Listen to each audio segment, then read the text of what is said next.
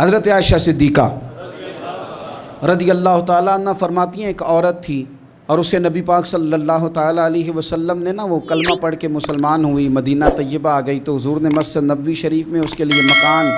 ایک سادہ سا کمرہ ساتھ مسجد کے بنوا دیا، وہیں رہنے لگی۔ اکثر وہ سیدہ طیبہ کے پاس آتی تو حضرت عائشہ صدیقہ رضی اللہ تعالیٰ عنہ فرماتی ہیں وہ بڑی باتیں سناتی اور آخر میں کہتی وہ ہار والا دن بھی بڑا عجیب دن تھا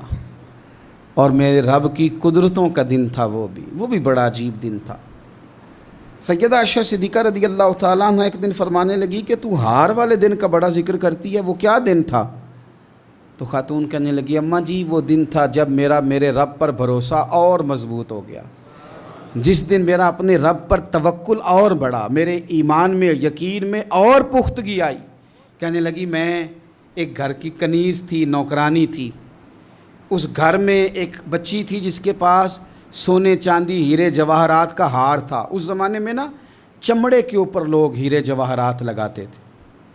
کئی دفعہ سرخ رنگ کے چمڑے پہ لگائے جاتے تھے، وہ بچی پہنتی تھی تو کہتی ہوں بچی کے اس نے اتار کے رکھا یا اس سے گرا وہ ہار تو چیل اسے اٹھا کے لے گئی گوشت سمجھ کے اور میرے سامنے اٹھا کے لے گئی۔ گھر والوں نے مجھ سے پوچھا، یہ بخاری میں موجود ہے، گھر والوں نے پوچھا مجھ سے کہ وہ ہار کہاں ہے تو میں نے کہا چیل اٹھا کے لے گئی۔ گھر میں کچھ چوری ہو جائے تو سب سے پہلا الزام کس پہ لگتا ہے؟ ملازمین پہ۔ کہتے انہوں نے مجھے بڑا مارا، بڑی تکلیف تھی، حتیٰ کہ میری شرمگاہ تک کی تلاشی لی، میری عزت اتنی خراب کی میں بتا نہیں سکتی۔ میں نے اپنی زندگی میں ایک واقعہ دیکھا، ایک امیر گھر میں چوری ہو گئی، ملازم کو اتنا مارا کہ وہ چارپائی پہ پڑ گیا، پولیس والوں سے اتنی مار پروائی گئی کہ وہ بیچارہ چارپائی پہ پڑ گیا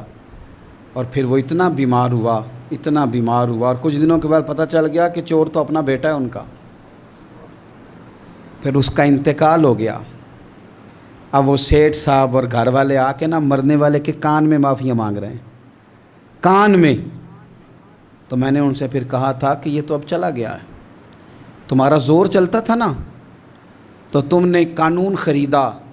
اور تم نے اسے جتنا ہو سکا تم نے اسے مار پڑوائی،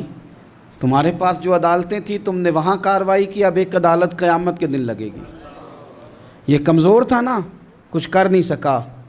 میرے نبی پاک صلی اللہ علیہ وسلم نے فرمایا سن لو، اگر سینگ والی بکری نے بغیر سینگ والی بکری کو تکلیف دی ہوگی نا تو قیامت کے دن اسے بھی بدلہ دینا پڑے گا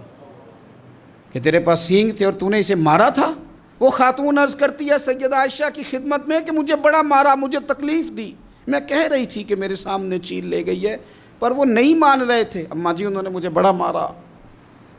حضرت عائشہ صدیقہ کہتی ہیں پھر کیا ہوا؟ کہنے لگی اماں جی جب کوئی میرا مددگار نہ رہا، مجھے تکلیف دے رہے تھے، رسوا کر رہے تھے، تو میں نے اپنے رب سے مدد چاہی، میرے رب کی طرف میں نے توجہ کی، میں نے کہا مالک اب تو ہی میرا مددگار ہے۔ کہتی ہے وہ مجھے مار رہے تھے تو وہ چیل جو ہار لے گئی تھی وہی لے کے واپس آ گئی اور ہمارے سروں کے قریب لا کے اس نے جب اس ہار کو پھینکا وہ مجھے چھوڑ کے سائیڈ پہ ہوئے، وہ میری بے گناہی جان گئے، لیکن آپ کو بتاؤں اس دن سے میرا اپنے رب پر یقین اور بڑھ گیا۔ مجھے سمجھ آ گئی کہ جب انسان پورا ٹوٹ جاتا ہے اور جب کوئی چاروں جانب اس کا مددگار نہیں ہوتا تو رب تو ہوتا ہے نا، اللہ تو اس کا مددگار ہوتا ہے نا، وہ تو پھر اپنے اس بندے کی مدد کرتا ہے نا، پھر وہ تو توانائی دیتا ہے نا، وہ تنہا نہیں چھوڑتا، وہ تو آنسوؤں والوں کے آنسوؤں پہ بڑا کرم فرماتا ہے، وہ تو قسم پرسی میں آ جاتا ہے، اس کی رحمت بڑھ کے استقبال کر لیتی۔